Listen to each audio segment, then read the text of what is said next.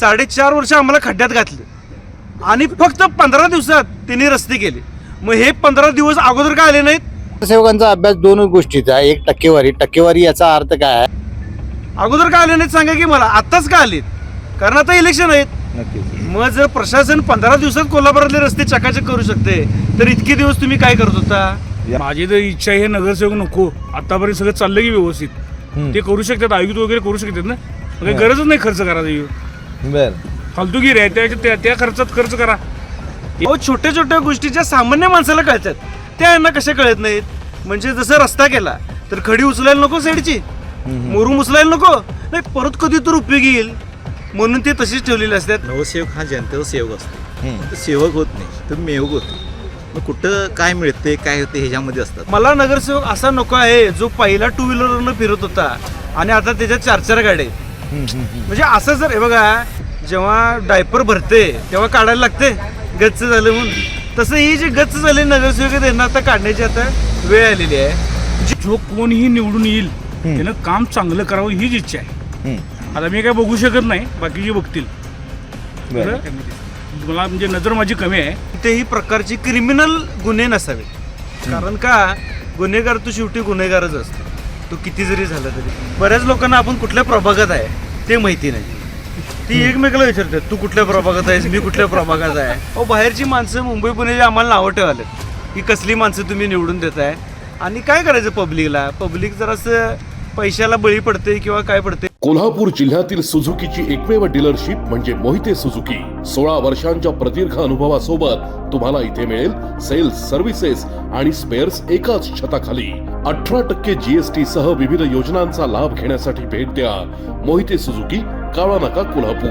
Mohite Suzuki, Udyamnagar, Kolhapur आणि Mohite Suzuki, Sane Guruji, Kolhapur. नमस्कार, KK news मध्ये आपल्या सर्वांचं स्वागत आहे. सध्या कोल्हापूर महानगरपालिका निवडणुकीच्या जी काय प्रचार यंत्रणा आहे ती आता शिगेला पोहोचली आहे. निवडणुका होतील, होत राहतील. मात्र सर्वसामान्य नागरिकांना नेमकं काय म्हणायचं आहे, त्यांच्या मनात नेमकं काय चाललंय हे जाणण्यासाठी मी आज पोहोचलोय कोल्हापूरचं वैभव असलेल्या रंकाळा तलाव परिसरामध्ये. या रंकाळा परिसरामध्ये अनेक नागरिक जे आहेत, कोल्हापूरकर आहेत, हे दररोज आपलं आरोग्य जपावं, आपली शरीरयष्टी जपावी यासाठी मॉर्निंग वॉकसाठी येत असतात, वेगवेगळी व्यायाम करत असतात आणि त्यांच्यामध्ये वेगवेगळ्या चर्चा देखील व्यायामानंतर होत असतात. आणि त्या चर्चा नेमक्या आता काय सुरू आहेत हे देखील आपण जाणून घेणार आहोत. माझ्यासोबत काही कोल्हापूरकर आहेत, आपण त्यांच्याशी बोलूयात. दादा नमस्कार. नमस्कार. काय सांगाल, महानगरपालिका आता निवडणुका सुरू आहेत, तुमच्या या रोजच्या व्यापातून जो विरंगुळा तोडा असतोय त्या विरंगुळामध्ये त्या चर्चा होतात की तुमच्या दैनंदिन कामामध्ये त्या चर्चा होतात? चर्चा तर होतातच, कारण का आता लोकांचा आवडता कार्यक्रम म्हणजे चर्चाच आहे. आणि विषय काय झाला आहे, बऱ्याच लोकांना आपण कुठल्या प्रभागात आहे ते माहिती नाही. ती एकमेकाला विचारतात, तू कुठल्या प्रभागात आहेस, मी कुठल्या प्रभागात आहे. लोकांना मतदान कसं करायचं हे अजून माहिती नाही. त्यांना माहिती नाही की 4 मशीन असणार आहेत. आपण कुठं, आणि खास कर वयस्कर माणसांना तर अजिबात कळालेलं नाही. तर त्याच्याबद्दल थोडीशी जनजागृती व्हायला पाहिजे की नेमकं मतदान कसं करायचं आहे किंवा काय, ह्याच आमच्या चर्चा असतात. बाकी आता पक्ष सगळे विरघळलेत, त्यामुळे तू माझ्या पक्षाचा, ह्यो त्याच्या पक्षाचा, ही चर्चा आता बंद झाली आहे. कारण सगळे एकमेकात सामील झाले, त्यामुळे लोक पण आता कोण कोणाबरोबर भांडत बसत नाही, वाद घालत बसत नाही.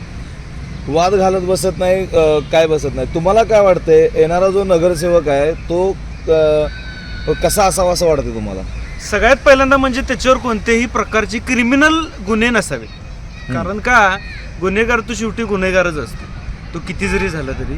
दुसरी गोष्ट, तो निर्व्यसनी पाहिजे. तुम्ही म्हणाल असं का, गरजेचं आहे, कारण निर्व्यसनी माणूसच योग्य विचार करू शकतोय, लक्षात ठेवा.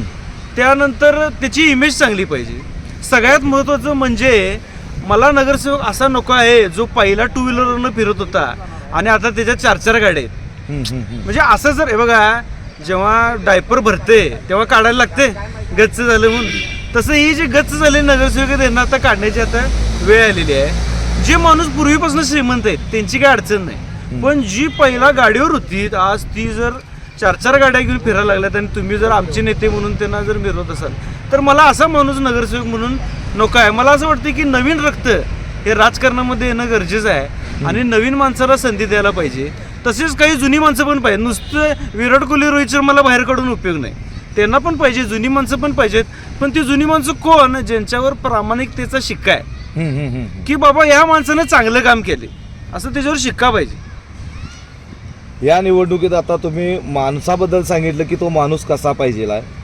मतदान करताना तुम्ही माणूस बघणार की व्यक्ती बघणार, पक्ष बघणार? नाही माणूस बघणार. पक्ष काय, पक्ष राहिले ते पक्ष काय नाही आहे, सगळं मिलीजुली सरकार आहे. आता पक्ष राहिलेला नाही आहे, पक्ष मिलीजुली सरकार सुरू आहे. मात्र तरी एक नागरिक म्हणून तुम्हाला काय वाटतंय, कोल्हापूर महानगरपालिकेवर कोणत्या पक्षाची सत्ता यावी?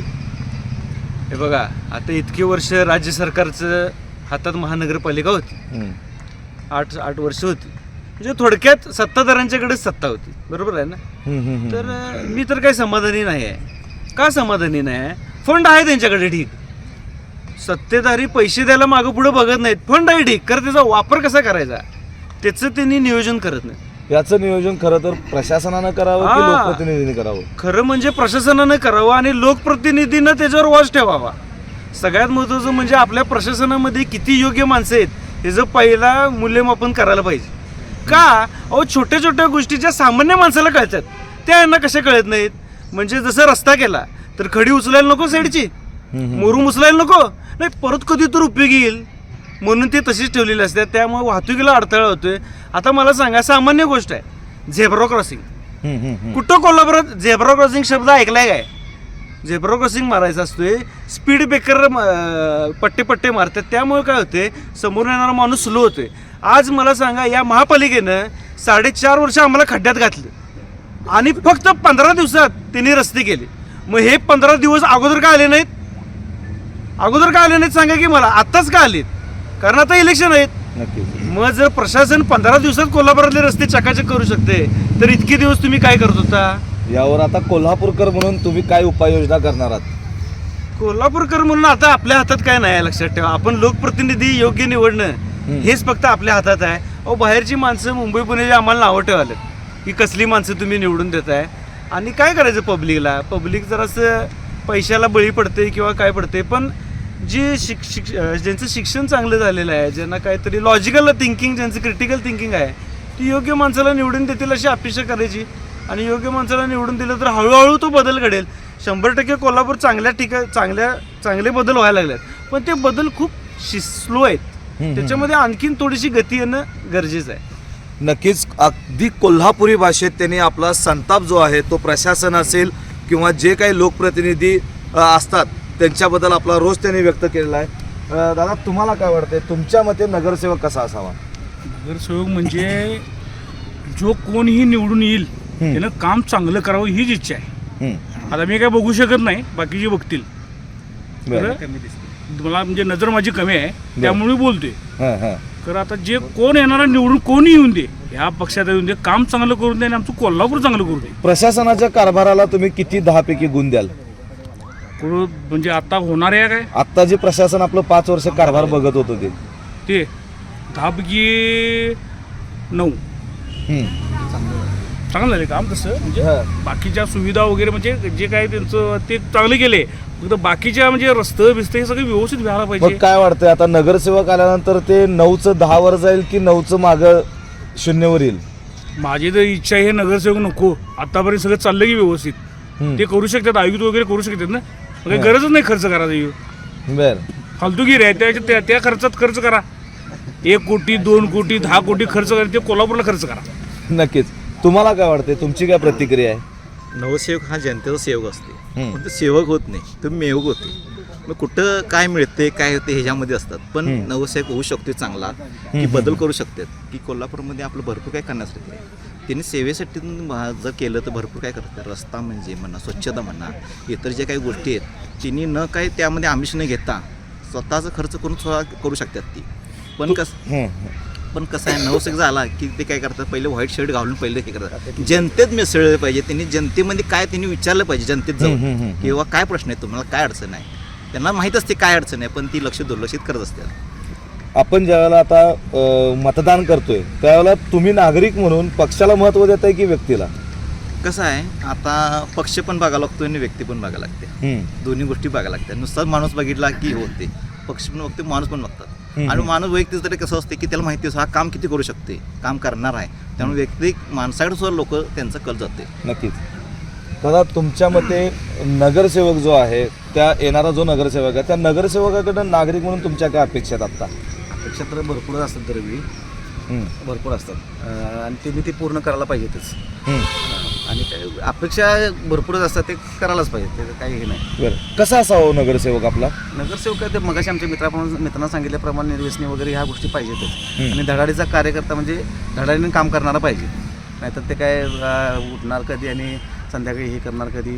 तुमच्या मते नगरसेवक कसा असावा? सध्या म्हणजे ज्या वेळेला नगरपालिकेची सुरुवात झाली त्यावेळेला जे असणारे नगरसेवक होते, मुळात भ्रष्टाचार कमी, लोकांच्या गरजा म्हणजे नागरी गरजा आणि तिथलं असणारं वातावरण हे अत्यंत सुंदर होते.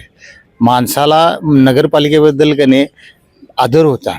आज नगरसेवकाबद्दल आणि नगरपालिकेबद्दल माणसाची एकंदरीत कने मनस्थिती किंवा मानसिकता त्यांच्याबद्दल बघण्याचा दृष्टिकोन जरासा वेगळा झालेला आहे. तर तो बदलला पाहिजे. तर त्यासाठी काय करायला पाहिजे, नगरसेवक स्वच्छ कारभारी असावा. त्याची कंत्राटं तुम्ही किती दिलीत, काय दिलीत, त्याचा हिशोब लावण्यापेक्षा त्यानं काम किती स्वच्छ केलंय किंवा त्या कामात किती पारदर्शकता आहे असा नगरसेवक असावा. दुसरी गोष्ट, तो नगरसेवक इथल्या स्थानिक प्रश्नांना जास्तीत जास्त तोही इथल्या संबंधित भागातलं पर्यावरण, तिथलं नागरिक सुविधा, लोकांचं सांस्कृतिक कल्चर, खेळ, साहित्य या विषयावर त्यानं अभ्यास असला पाहिजे. आता सध्याकडे कुठला अभ्यास असतो नगरसेवकांचा?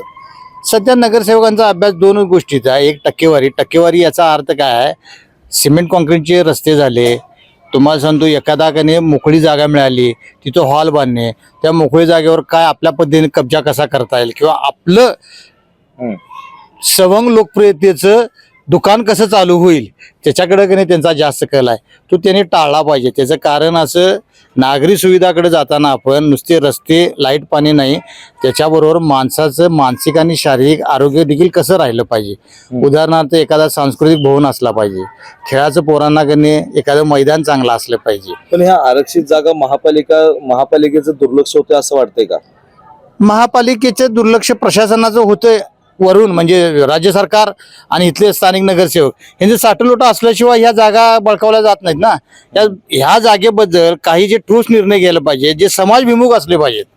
व्यक्तिशः पक्षाकडनं किंवा एखादी लादलेली कुठली कृती काय उपयोग नाही, ती मग नागरिकांच्यावर माती पाडून उपयोग नाही. तर त्याच्यासाठी समाजभिमुख काय गोष्टी आहेत त्या समाजभिमुख गोष्टी त्यांनी केल्या पाहिजेत. जे कोल्हापूरकर आहेत त्या कोल्हापूरकरांच्या आपण प्रतिक्रिया जाणून घेतल्या की कोल्हापूरमध्ये आता पक्षीय लेवल काय चाललंय राजकारण याकडे पण लक्ष आहे आणि लोकप्रतिनिधी जे आहेत त्या लोकप्रतिनिधींनी काम जे करायला पाहिजे ते काम प्रामाणिकपणे केलं पाहिजे. नगरसेवक जो आहे तो निर्व्यसनी असावा, प्रामाणिक असावा, पारदर्शी असावा आणि जो आज दुचाकीवर फिरतोय तो नगरसेवक झाल्यानंतर 4 फोर व्हीलर घेऊन फिरतोय असा नगरसेवक आम्हाला कदापिही नको आहे. अशा प्रकारच्या कोल्हापुरी भाषेत, रांगड्या भाषेत आणि तिखट भाषेमध्ये कोल्हापूरकरांनी प्रतिक्रिया व्यक्त केलेल्या आहेत. व्हिडिओ जर्नलिस्ट संतोष पाटीलसह मी सद्दाम अली, KK न्यूज कोल्हापूर.